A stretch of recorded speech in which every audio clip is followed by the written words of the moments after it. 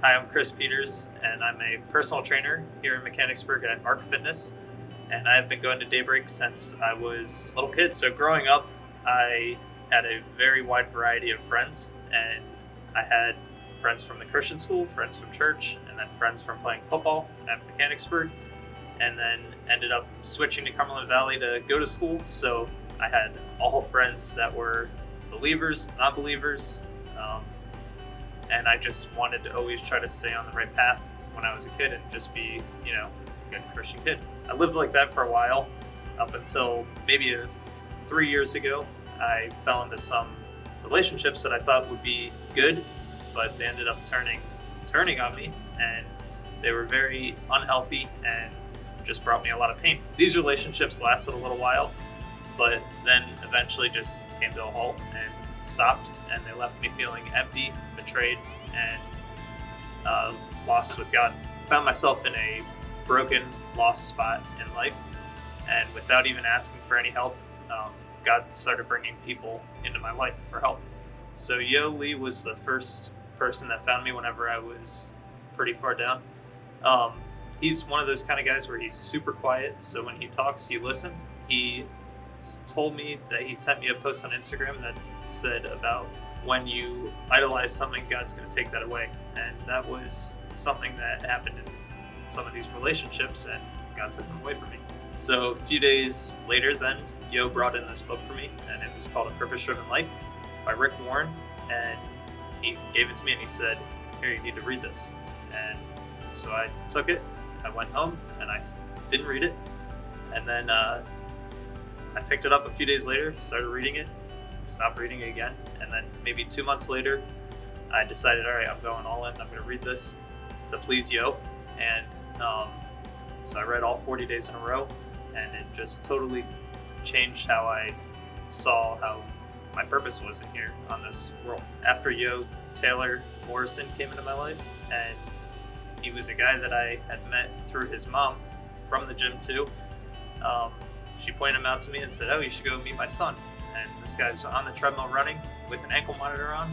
Some days he would just sit in my car and just listen to me for 2 hours. I remember specifically a few times, and just listen to any kind of problems that I had. And he always had the best advice to give me. So next encouragement in my life was Pastor Ned.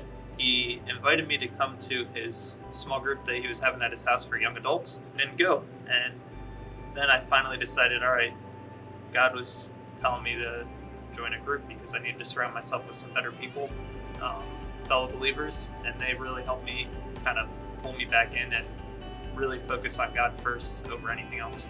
So one common theme with all these people that came after me is that they saw me in a place of need, and they came after me willingly and helped pull me back in to walk with Jesus again. So now I want to do the same thing. When I got baptized, I had all my story written out and everything, but that week I had lost my voice, and I didn't really want to read my story in front of the whole crowd anyways, because I was definitely a little bit nervous. So I would have just read it word for word and not really soaked it in, but I was able to have Pastor Sean read it to me, and with the emotion and everything that he read it with, it really hit me hard. And so it was very powerful for me to hear my story and how this story can now help impact future people that I help bring to Christ. So after my baptism, I figured out that I was supposed to be able to help others become believers. And so I prayed right after, and God brought into my life a guy named Zane. And I just met him once in the gym and introduced myself, and he introduced himself, and then we went our separate ways. And a few months later, then he was following me on Instagram, and I use Instagram to post fitness stuff, and I post Bible verses too, because I have a little over 1,000 followers, so I want those people to see these Bible verses. And so Zane then came up to me and he asked me on a Sunday morning, when I typically wouldn't work out on a Sunday morning. Now I work out every Sunday morning, but he came up to me and he asked me, "Hey, can I ask you a few questions?" And I'm thinking it's just going to be questions about fitness, and I'm like, I don't have time for this. I got to get to church. And so then I decided, you know what, I'm gonna just see what he has.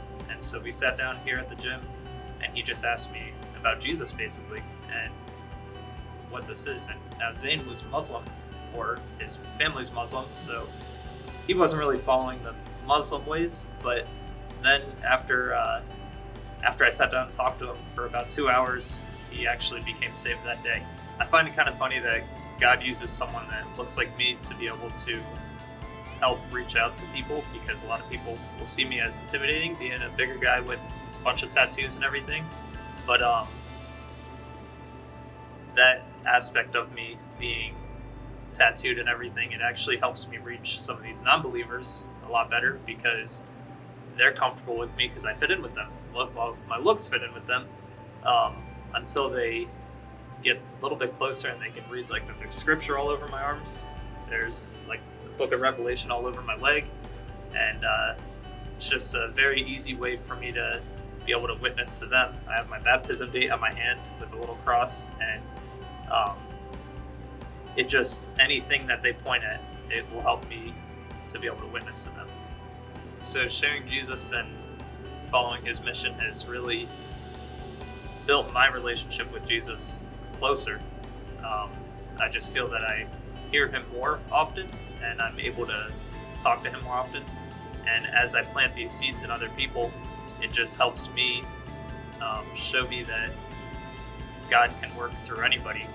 And if I plant a seed, somebody else can water it, or I can water it as we go, and it just makes me closer to God that way.